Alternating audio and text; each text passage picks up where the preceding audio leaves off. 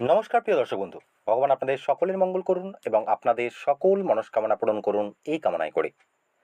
আমি astrologer Souvik Chakraborty, palmist Souvik চ্যানেলটিতে আপনাদের স্বাগত জানাই।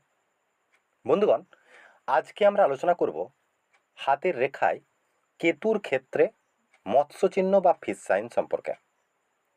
ভিডিওটি সম্পূর্ণ দেখুন এবং নিজের হাতের সাথে মেলাতে থাকুন। পুরুষেরা নিজের ডান হাতের সাথে এবং মহিলারা নিজের বাম হাতের সাথে বিষয়টিকে মিলিয়ে দেখবেন। তো চলুন কথা না বাড়িয়ে মূল আলোচনায় প্রবেশ করা যাক। বহু মানুষের মধ্যে ধারণা রয়েছে যে কেতু পর্বতে ফিশ সাইন বা মৎস্যচিহ্ন যদি থেকে থাকে তাহলে লটারিতে অর্থপ্রাপ্তি হয়ে থাকে। কথাটা কতটা যুক্তিযুক্ত এ সম্পর্কে জ্যোতিষশাস্ত্র কি বলছে তা নিয়ে আমি পরিষ্কারভাবে আপনাদের বোঝার চেষ্টা করব, তাই অবশ্যই দেখতে থাকুন। মৎস্যচিহ্ন হস্ত করতলে যে কোনো জায়গায় থাকুক না কেন, হাতের এই ধরনের চিহ্ন অর্থাৎ হাতে এই প্রকারের চিহ্ন অথবা হাতে এই ধরনের যে চিহ্ন থেকে থাকে সেটিকে আমরা মৎস্য চিহ্ন বা ফিশ সাইন বলে থাকি। এই মৎস্য চিহ্ন হস্ত করতলে যে কোনো জায়গায় থাকুক না কেন এই চিহ্নকে কিন্তু অত্যন্ত শুভ মানা হয়ে থাকে।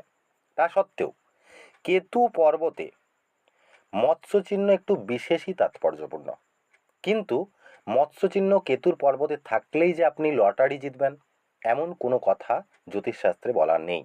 কিন্তু অনেকের হাতে এই জায়গায় মৎস্যচিহ্ন রয়েছে এবং তারা লটারিতে প্রাইজও পেয়েছে, এটাও সত্য। তাহলে কি রকম পরিস্থিতি হলে আপনি লটারিতে অর্থ প্রাপ্ত করতে পারেন সেটিও কিন্তু আমি আপনাদের সম্পূর্ণ বোঝানোর চেষ্টা করব। হাতের এই জায়গাটিকে আমরা চন্দ্রের পর্বত বা মুন মাউন্ট বলে থাকি। এই জায়গাটি হলো চন্দ্রের পর্বত বা মুন মাউন্ট এবং হাতের এই জায়গাটি হলো শুক্র পর্বত বা ভেনাস মাউন্ট। এই চন্দ্র পর্বত এবং শুক্র পর্বতের ঠিক মাঝের যে এই অংশটি মণিবন্ধের উপরের যে এই রেখাগুলি থেকে থাকে অর্থাৎ মণিবন্ধ রেখা, এই মণিবন্ধ রেখার ঠিক উপরে চন্দ্র পর্বত এবং শুক্র পর্বতের ঠিক মাঝের অংশটিকে আমরা কেতুর স্থান বা কেতু পর্বত বা এই জায়গাটিকে কিন্তু আমরা কেতুর ক্ষেত্র বা কেতু পর্বত কিন্তু বলে থাকি। কিন্তু এ থাকা সত্ত্বেও কেতুর পর্বতটিকে আপনারা আরও ভালোভাবে যদি বুঝতে চান তাহলে আপনাদের কেতু পর্বতটি আরও একটি অন্যভাবে নির্বাচন করার বিষয় রয়েছে। সেক্ষেত্রে হাতের কনিষ্ঠ আঙুলের শেষের অংশ অর্থাৎ হাতের কনিষ্ঠ আঙুল যেখানের থেকে শুরু হচ্ছে বা কনিষ্ঠ আঙুলের গোড়ার অংশ যেটি, এই জায়গাটিতে একটি আপনাকে আড়াআড়ি সরলরেখা টানতে হবে এবং এর সাথে সাথে হাতের মণিবন্ধ রেখা যেখান থেকে শুরু হচ্ছে ঠিক সেই জায়গায় আপনাকে একটি আড়াআড়ি সরলরেখা টানতে হবে। এই রকমের বা এই ধরনের কিন্তু একটি সরলরেখা টানতে হবে এবং এই রেখাটির মধ্যস্থান বা মিডল পয়েন্টটিকে আপনাকে খুঁজে বার করতে হবে। অর্থাৎ যদি এইভাবে দেখা হয় তো এই ধরনের বা এই জায়গাটি কিন্তু মিডল পয়েন্ট মানা হবে। এবারে যে মিডল পয়েন্টে এলো সেই জায়গা থেকে হাতের মণিবন্ধ অর্থাৎ এই রেখাটির মিডল পয়েন্ট অর্থাৎ এই দুটি রেখার মিডল পয়েন্টকে কিন্তু আপনাদেরকে নির্বাচন করতে হবে মোটামুটিভাবে, অর্থাৎ এই ধরনের। যদি এই মিডল পয়েন্টটিকে নির্বাচন করতে পারেন, এই মিডল পয়েন্টের সরলরেখা অনুসারে হাতের যদি চন্দ্র পর্বত অর্থাৎ হাতের এই যে মুন মাউন্ট এই চন্দ্র পর্বত এবং হাতের এই ভেনাস মাউন্ট এই দুটি জায়গাকে যদি বাদ দেন, যে বাকি জায়গাটি পড়ে থাকবে মণিবন্ধ রেখার উপরের যে অংশটি পড়ে থাকবে এই অংশটি হলো কেতুর স্থান বা কেতু পর্বত। অর্থাৎ যদি এইভাবে নির্বাচন করেন তাহলে সব থেকে অ্যাকিউরেট কিন্তু আপনার হাতের ক্ষেত্রে কেতুর অংশ বা কেতুর ক্ষেত্রটি নির্বাচিত হবে। তো এটি হলো কেতু পর্বত।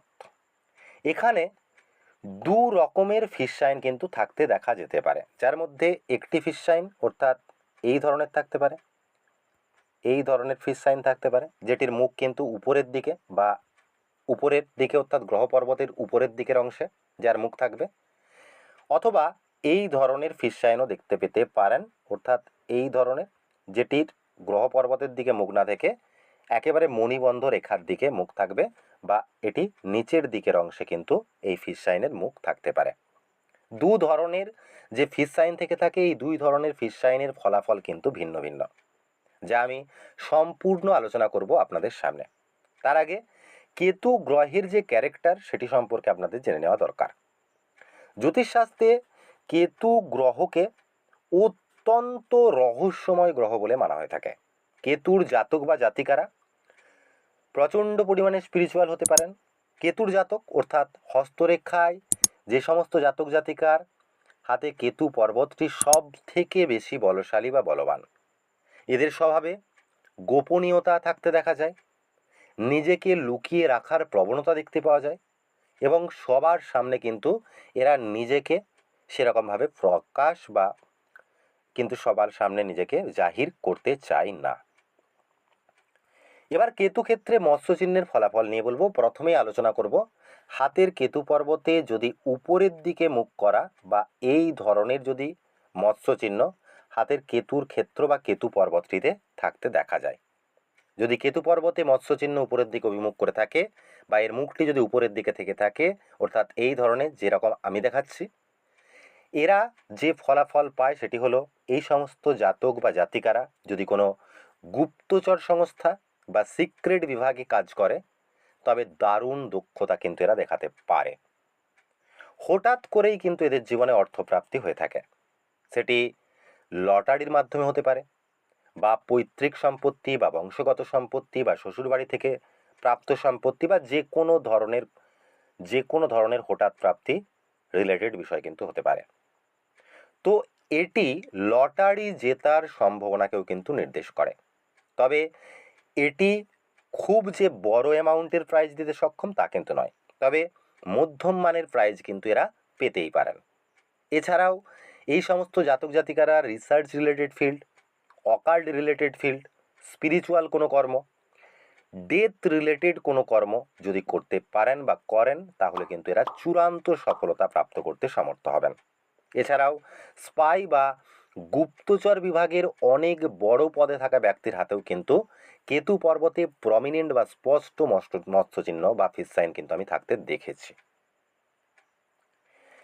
কিন্তু যদি কেতু পর্বতটিতে বা কেতুর ক্ষেত্রে মৎস্য চিহ্ন এই ধরনের থেকে থাকে বা এই ধরনের নিচের দিকে মুখ করে থাকে বা মণিবন্ধ রেখার দিকে অভিমুখ করে থাকে, তাহলে এটি জাতক বা জাতিকাকে আধ্যাত্মিক চেতনা সম্পন্ন করে তোলে।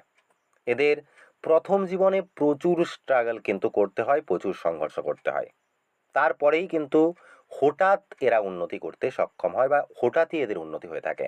এরা বিশেষ অর্থবান কিন্তু হঠাৎই হতে সক্ষম হয়, সেটি লটারি বা যে কোনো সোর্স থেকে কিন্তু হতে পারে।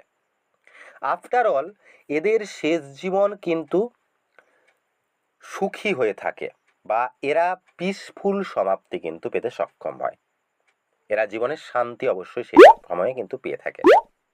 আর এর সাথে সাথে হাতের যদি বৃহস্পতি পর্বত এবং হাতের এই শনি পর্বত, এই দুটি ক্ষেত্রই যদি বলবান হয়, অশুভ বা পীড়িত না হয়, তাহলে এই সমস্ত জাতক বা জাতিকায় কিন্তু নিজের প্রাপ্তির অর্থ, সম্পূর্ণ অর্থ কিন্তু অন্যকে বা কাছের মানুষকে হঠাৎই দান করে দিতে পারে।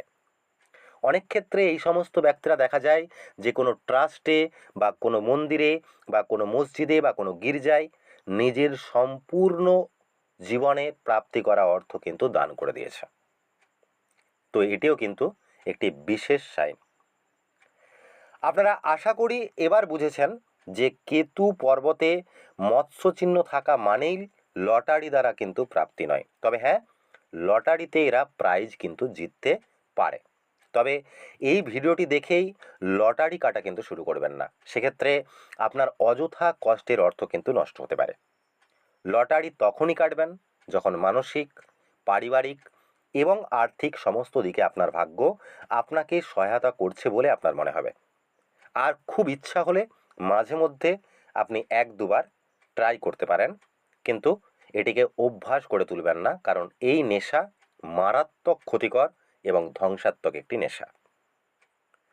তো বন্ধুরা, আজকে এই পর্যন্তই। যদি ভিডিওটি ভালো লেগে থাকে তাহলে লাইক, শেয়ার এবং কমেন্ট করতে ভুলবেন না। চ্যানেলটিকে সাবস্ক্রাইব করে পাশে থাকা বেল নোটিফিকেশানটিকে অন অবশ্যই করে দেবেন।